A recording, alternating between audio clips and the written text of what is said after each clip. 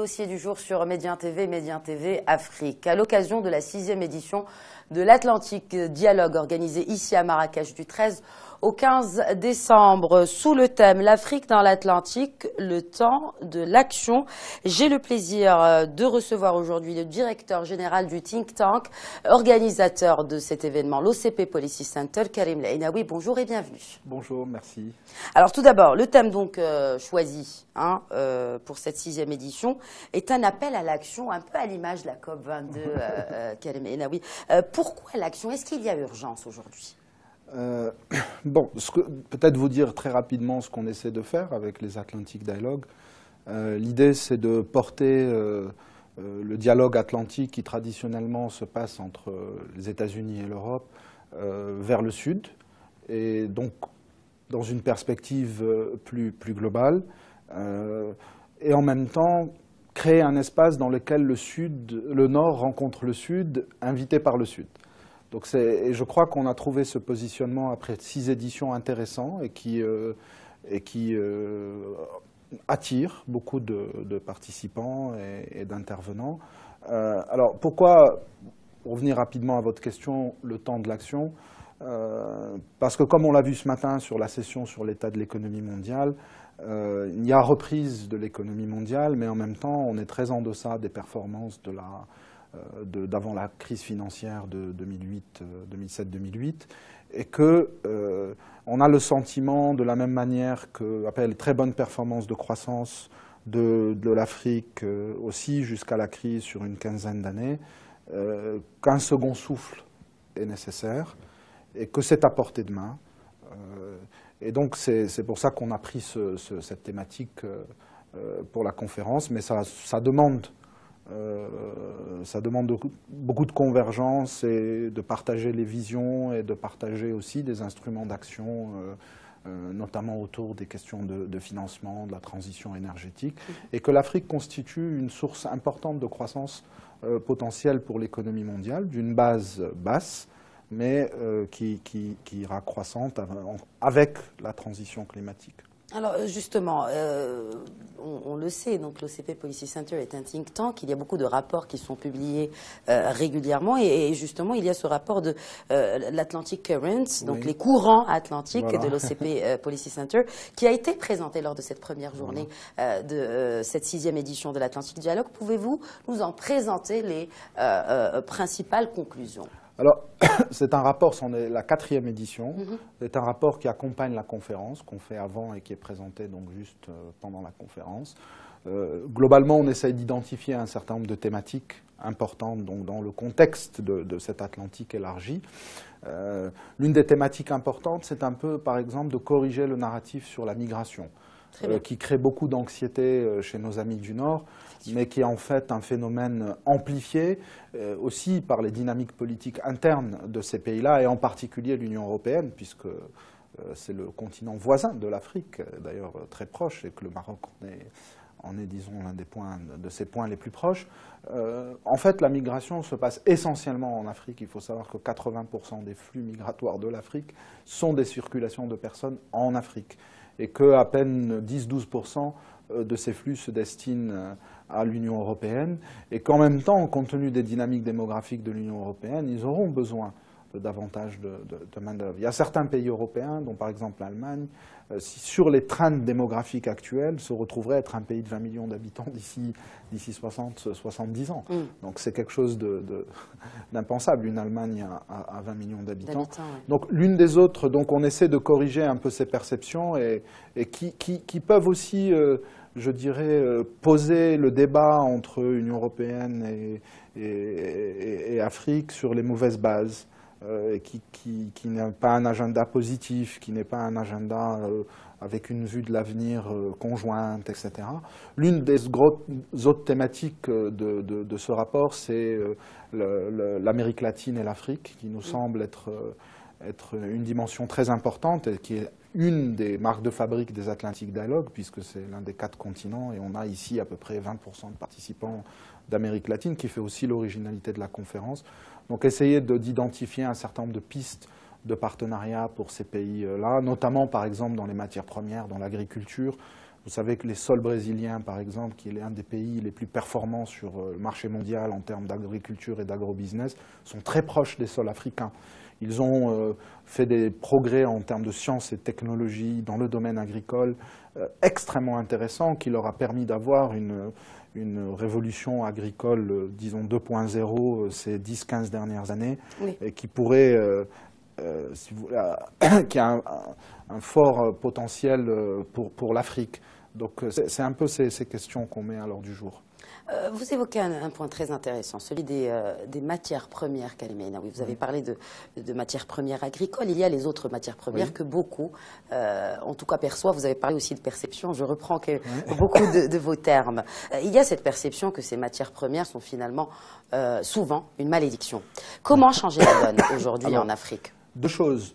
Très longtemps, et c'est encore assez largement le cas, bien qu'un peu moins, beaucoup de ces matières premières qui se trouvent en abondance en Afrique, que ce soit des minerais, des métaux, etc., ou même de la production agricole, sont très peu transformées en Afrique, et formées sous forme brute, avec très peu de valeur ajoutée générée localement. Donc l'un des enjeux, c'est bien celui-là, c'est d'approfondir l'intégration en aval vers des industries de transformation plus sophistiquées, etc. À la fois pour adresser la demande africaine qui n'existait pas auparavant, mais qui aujourd'hui est très importante, et puis bien sûr le marché mondial. Mais la nouvelle, c'est que l'Afrique,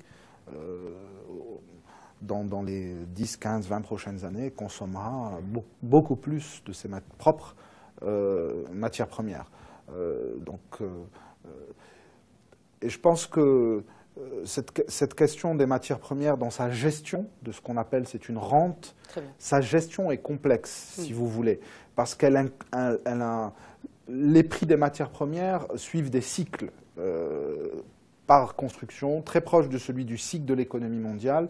Donc ces cycles se répercutent dans la gestion macroéconomique des pays. Donc par exemple, vous avez une forte augmentation du prix, vous allez avoir souvent ce qu'on appelle une politique budgétaire procyclique, c'est-à-dire que les pays vont augmenter les dépenses. Mais quand le cycle se retourne et que les recettes tirées des matières premières diminuent, vous avez bien sûr des dépenses budgétaires qui ont du mal à diminuer à la même vitesse. Voilà. Donc ça crée, si vous voulez, une difficulté dans la gestion. Alors, il y a des fonds de stabilisation qu'on peut mettre en place. L'exemple d'un des best practices, si vous voulez, dans ce domaine, c'est par exemple le Chili avec le cuivre ou le Danemark, la Norvège avec le pétrole, qui ont réussi à mettre... Qu'est-ce qui nous manque en Afrique? Alors, c'est la deuxième partie de ma réponse. Qu'est-ce qui nous manque justement en Afrique pour qu'on ne soit pas comme un Danemark, comme vous le disiez, ou un autre Chili, par exemple? La deuxième chose liée à la rente, c'est que beaucoup de phénomènes de problèmes de gouvernance ou de corruption, pour parler clairement, se greffent autour de ces rentes. Et donc, vous avez tout un jeu institutionnel de pouvoir qui cherche à s'accaparer une partie de la rente.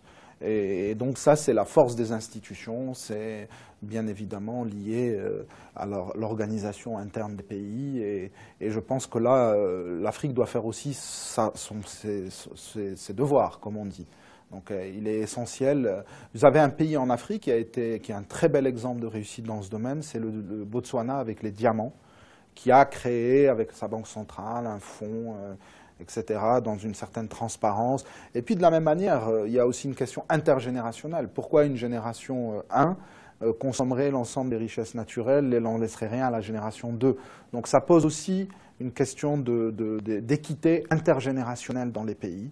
Et donc, bon, effectivement, le pire, c'est un petit peu des pays autour de la rente pétrolière qui organisent une mauvaise utilisation de cette rente alors qu'elle devrait être utilisée pour des investissements de long terme, pour favoriser la croissance, et dans un contexte où on ne met pas le budget, on n'expose pas le budget à ces cycles qui créent de l'instabilité, etc. Donc, pas mal de progrès ont été faits, je dirais, puisque ce type de difficultés, on les a eues dans les années 80, aussi 70 dans certains pays africains. Et il y a une certaine amélioration, mais du chemin reste à faire. Karim Ainaoui, selon vous, comment se dessine aujourd'hui le dialogue transatlantique? Vous parliez justement de ce schéma classique US-UE. Aujourd'hui, il y a cet autre schéma qui est le reste de Oui. l'Amérique ou des Amériques. Oui. Et l'Afrique, comment se dessine l'avenir de ce dialogue, je dirais, transatlantique dans le sillage de la nouvelle politique de Trump, en l'occurrence? Je crois que ça crée une opportunité. Donc, vous voyez bien qu'il y a des grands changements, une grosse incertitude, notamment au Moyen-Orient, même dans la relation transatlantique traditionnelle entre les partenaires américains et européens. Moi, je pense que ça crée aussi une opportunité, notamment pour certains pays européens qui ont envie de peut-être redéfinir aussi leur positionnement dans leur environnement de relations internationales, dans ce qu'ils font notamment avec la Chine aussi, avec l'Asie, mais aussi avec l'Afrique. Et ce qu'on essaie de faire ici, justement, c'est un peu d'essayer de changer les structures mentales, les perceptions, la manière de penser, des deux côtés d'ailleurs, hein, que ce soit du côté africain, mais aussi du côté de l'ensemble des partenaires de l'Atlantique. Donc je crois que c'est des temps un peu difficiles, avec beaucoup d'incertitudes, comme tout un chacun peut le voir, mais que ça constitue fondamentalement une opportunité. Pour revenir à ce que je vous disais au départ, deux grands moteurs de croissance me semblent se dessiner pour l'avenir. L'un, c'est la convergence de l'Afrique vers des niveaux de revenus beaucoup plus élevés, et donc là, bien sûr, quel type de politique publique, mais aussi la transition climatique, c'est-à-dire que l'Afrique a la chance de faire cette convergence dans un contexte beaucoup plus soutenable. Ne pas faire les erreurs, si vous voulez, des pays avancés aujourd'hui, ou de la Chine, par exemple, qui aujourd'hui se retrouve avec un grand problème charbon, avec une pollution très importante, etc. Donc faire des infrastructures pour qu'elles soient soutenables.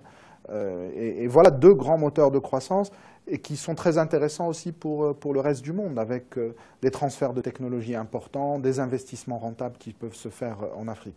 Brièvement, quel est le rôle du Maroc justement dans cela en Afrique? Bon, écoutez, moi je suis dans un think tank, donc je ne peux pas vous parler au nom du Maroc en tant que tel, mais il me semble que ce qu'on essaie en tout cas de faire modestement avec le think tank et avec les Atlantic Dialogue, c'est peut-être la manière dont je vous répondrai, c'est d'essayer de créer ce qu'on appelle un protocole de confiance. C'est-à-dire, je pense qu'on doit redéfinir la nature des relations donc au niveau de ce bassin atlantique, mais c'est aussi vrai pour l'Afrique, et c'est en train d'être fait par le Maroc avec toutes les grandes initiatives royales qui sont prises dans ce domaine. Ce que j'en lis fondamentalement, c'est cette espèce de protocole de confiance qu'on veut reconstruire et qui doit être aussi intéresser aussi les institutions financières internationales qui peuvent être un peu les garantisseurs, apporter une espèce de zone de confort, notamment aux investisseurs privés internationaux pour investir en Afrique. Et je crois que le rôle du Maroc en ce domaine est assez positif et qu'il arrive de par sa politique raisonnable, de par son caractère modéré dans ses relations avec l'ensemble des autres pays, à créer cet espace hein, qui finalement, on vit tous ensemble. Donc il faut qu'on essaie de vivre bien ensemble. Voilà. Karim Ainaoui, on s'arrêtera sur ce beau message. Je rappelle donc que les Atlantic Dialogue se poursuivent jusqu'au 15 décembre ici à Marrakech. Conférences, débats, tables rondes, des sessions spéciales pour discuter de l'avenir de cette région de l'Afrique ainsi que de la région des Amériques, encore une fois. Il y a 80 nationalités qui sont présentes aux Atlantic Dialogue. Environ 350 participants. Je pense que c'est important des quatre coins de la planète. Voilà. C'est toujours bien de le rappeler. Merci à vous de nous avoir suivis. Je vous souhaite une excellente suite des programmes sur Médien TV et Médien TV Afrique.